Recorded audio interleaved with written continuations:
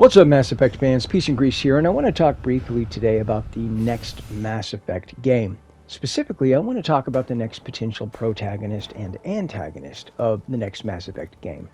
And for the sake of brevity, we'll just call it Mass Effect 4, at least until we have a better name.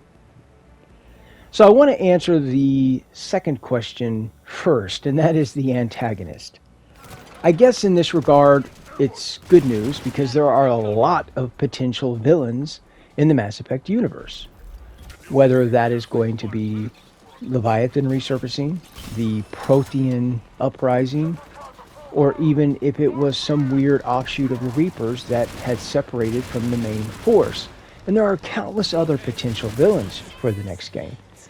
Moreover, BioWare could just completely write a whole new villain. So the door is really kind of wide open, but there are a lot of potential villains here. But then I can tell you personally one thing I don't want to see, and that is BioWare released a picture a few months ago, and in it, it showed an impact crater with what appeared to be destroyed Geth and Quarian around it. Now here's the deal. I really don't want to revisit that whole Geth-Quarian war. We've been there, we've done that, I'm over it. I personally would prefer to just leave the Geth alone, let them grow, let them evolve, working hand in hand with the Quarians. And hopefully that picture is indicative of that. Maybe the Geth and Quarian were working together before they were attacked by whatever created that impact crater. At least I certainly hope that that is the case. The protagonist question is more difficult because you've got two different factions here. You've got the developer, which may want to go a completely different direction for Mass Effect 4, and then you have the fans that, moreover, may want to go a completely different direction than the developers. That's why it's such a difficult question to answer. But let's give it a go. The elephant in the room, of course, is Shepard, obviously. Shepard is just a great character in general, and has really kind of become the poster boy or poster girl for the Mass Effect franchise. They really do seem tied to one another. Obviously, I think a contributing factor to this would be the fact that we didn't get very much closure in Mass Effect 3. In fact, we're left with more questions than answers at the end of Mass Effect 3. And obviously, a lot of fans want the answers to some of these questions. Bringing Shepard back would give us some of those answers, obviously. With that being said, what would happen if Shepard survived the Mass Effect 3 Good Destroy ending? Well, there are a lot of options here. Counselor Shepard, Admiral Shepard, just to name a couple. Or even this grizzled old Zaid-style N7 warrior. In fact, I think I saw a picture a long time ago of Mark Mears in N7 armor with a scar on his, put on his face with the big gray beard. And I got to tell you, I would be down for that, giving us a grizzled old, warrior, N7 warrior. That would actually be pretty cool. But what if Shepard had not survived the Mass Effect 3 endings, even with the Good Destroy ending? Well, we've got a few avenues here. Firstly, we know that Cerberus rebuilt Shepard, and so we know that, at least in some form, that exists in the universe. So could it just be as simple as reviving Shepard again? Sure. Or you could just add in some sort of unforeseen side effect. I mean, after all, Cerberus was using tech they were not fully in control or aware of. So why not just simplify this whole system and say there was an unforeseen side effect and Shepard is this quasi-immortal. Not quite a Superman or Superwoman per se, but somebody, if taken enough damage, they would be down for the count until their body could rebuild and recoup that health. And we also know that Shepard took quite a lot of damage in the end of Mass Effect 3, as well as even the Good Destroy ending. So it would take quite a long time for Shep to recoup that health and regen. Now, I think that there's another potential option here. One is that we know that the Leviathan Leapers, as well as other species, are interested in studying Shepard. So if they were to get their hands on Shepard's remains, study those, and then realize they weren't finding out enough information, so they bring Shepard back using their own technology, and as a result, they start doing these brutal tests on Shepard. And there could be this really cool kind of Justice League moment where Shepard, memories fragmented, lost, confused, is confronted by the last remaining members of the squad who come to find Shep. And of course, there's this little battle. I mean, nothing major, just enough to kind of sedate Shep. But that could be kind of interesting too. I definitely like the idea of that kind of Justice League moment where Shep comes back and there's kind of a mock battle there. That would be kind of cool. I guess the point that I'm making is there's a lot of workarounds here if BioWare wanted to bring back Shepard. Whether Shep lived at the end of Mass Effect 3 or died, there are workarounds. Even if Shep took critical damage during that Mass Effect 3 ending, just stuff him in Javic's freezer until you have the chance, the technology, medical treatment to actually fix Shep. That could even work, and I've heard that talked about before as well.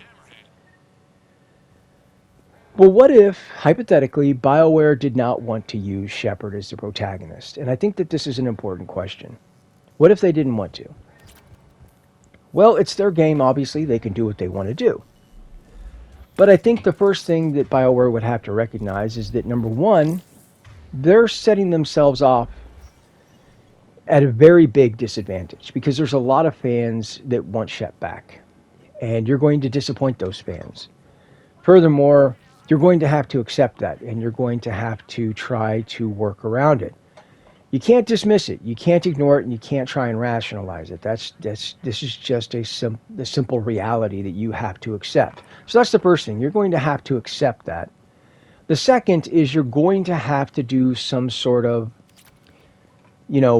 memorial or museum after the Mass Effect 3 ending.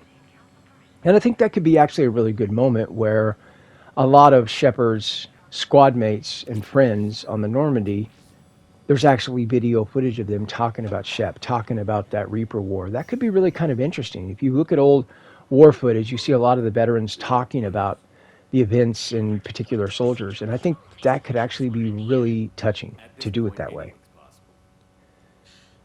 Well, if BioWare decides to go with some random, unknown character that has absolutely zero connection to the Mass Effect universe, I certainly think that that would be a misstep.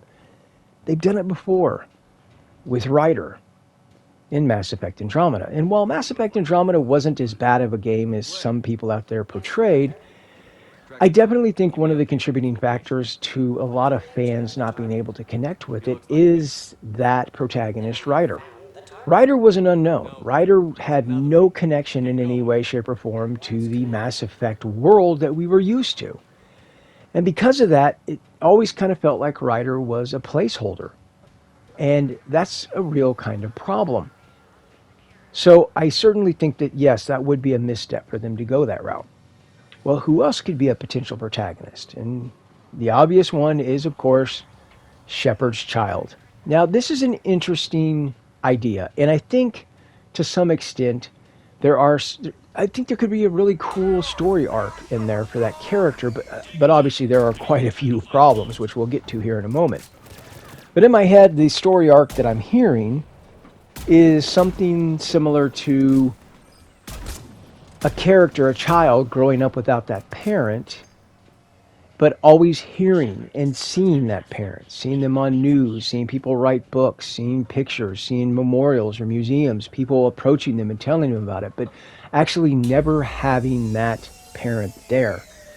You got to imagine that that child at some point would probably rebel until they grew old enough to recognize it, accept it, and kind of use it as a driving force. So I think from that perspective, it's a really interesting kind of arc that could form there. But as I said, there are quite a few problems with this. So let's talk a little bit about it. So the obvious is, okay, if we have a child of Shepard, who is the parent? That's the obvious question that we have here. Now you may think, Well, this works the same everywhere, right? You have a man, you have a woman, bingo bango, eventually you have a baby, right? Uh, yeah, except it's not going to quite work that way in the Mass Effect universe. So, for example, it's accepted in Mass Effect lore that species can't crossbreed. So that means no Turian babies, sorry ladies, and no Quarian babies, etc. Now, yes, conceivably, if a straight male Shep hooked up with a female squad member, like, say, Ashley, for example, yeah, you could potentially have a child of Shepard at that point. The problem is not everybody romanced a human female, so that's kind of, out of the equation. There is, however, Liara, the Asari. Now, Asari can typically breed with pretty much anyone. Makes me wonder, can Asari take the genetic information from, say, a tree and have a child? Huh. I'm off the rails. Let me get back on topic. The point that I'm trying to make is Asari can essentially breed with anything. So, as such, yes, Shepard could have a child with, say, Liara, for example. Again, the big problem here is that not everybody romanced Liara. So, yeah, that's not going to work in that situation. Well, another potential workaround here is that at the end of Mass Effect 3, Liara did do that little mind meld with Shep, called it a gift. Now, sure, BioWare could write that in and say that this was Liara's way of kind of storing Shepard's genes until they knew the outcome of the Reaper War, whether the Reapers were destroyed, whether Shep lived or died, and then used that genetic information once they figured out that Shepard had passed away. Yeah, again, yeah, that would work, and BioWare could certainly write that in if they chose to. Again, the big issue here is I think that there would be some resistance and pushback to that, because again, not everybody romanced Liara, so it would be kind of weird that she would have a child of somebody that they never romance one another, right? Yeah, it'd be kind of odd. Now, with all of that being said, and moving past that, I want to talk about when the next Mass Effect game is going to take place. Is it going to take place 100 plus years in the future or 600 plus years in the future? How far in the future? Now, this is an important question. More important than you may realize, because that means that some squad members are going to be gone. So, for example, if it's 100 plus years in the future, we already know that Turians, Quarians, humans, just to name a few, have about a 150-year life cycle, give or take, obviously. So 100 plus years in the future means that characters like Joker and Miranda and Jack and Jacob and Trainer and Kelly Chambers and all of these human characters, as well as Turian, as well as Quarian, would be gone. They would no longer be there. So then the next one is if it's 600 years in the future, obviously the same thing remains true for your Quarians, humans, and Turians. So then, if it's 600 years in the future, we start to even weed out some of your Krogan and Asari companions as well. For example, an additional 600 years in the future, 600 plus years as a matter of fact, would mean that I don't even think Samara, the Asari, would be around, because Samara was already pretty old during the events of Mass Effect 2 and 3, and then an additional 600 plus years in the future would mean that Samara, especially given her Justicar lifestyle, probably would not be around. Another one is Rex. Rex was already pretty old Krogan during the events of 2 and 3, again. Another additional 600 plus years on top of that, plus given the lifestyle on Tuchanka, it would likely be that Rex would no longer be around. So who would still have a chance of surviving, existing that long into the future? Well, Liara and Grunt, to name two, would probably be the main ones that would remain. Obviously, Edie, if Edie still existed. But with that being said, there's a lot of vacant squad member slots. Now, this would be a great time for BioWare to add more new squad members with all new abilities. And that's where I want to hear from you guys and gals. What squad member do you want to see in the next Mass Effect game? In fact, I'll even give you an example. Years ago, back when the BioWare forums, specifically the Mass Effect forums, were hopping, this question was asked. And I wish I could give them credit, but I do not remember their gamer tag on that forum. And this was so many years ago. But they suggested a Batarian squad member. Now, before you condemn it, let me explain it. The Batarians have always been shown to be bad. Every game, with the exception of maybe Bray in the Omega DLC of Mass Effect 3, every Batarian bad. And if you're like me, you probably thought, surely not every Batarian in the world can be bad, right? And this would be a good time to kind of give us a peek behind the Batarian curtain, as it were. But not just a regular Batarian. This would be a warrior monk Batarian and some of their Batarian beliefs, right? And I think that would be really cool to kind of give us a warrior monk Batarian. Now, I'm sure some of you are going to say a battle Elcor, that would be interesting. Or a Vorcha also would be potentially interesting. But there are a few council races that we have not actually had as squad members before. So the door's wide open, or unless BioWare wants to introduce a whole new race and give us a whole new companion. That could have some potential as well. But with all that being said, I'm going to leave it off here. You guys and gals, let me know what you think down in the comment section below. And until next time, peace out.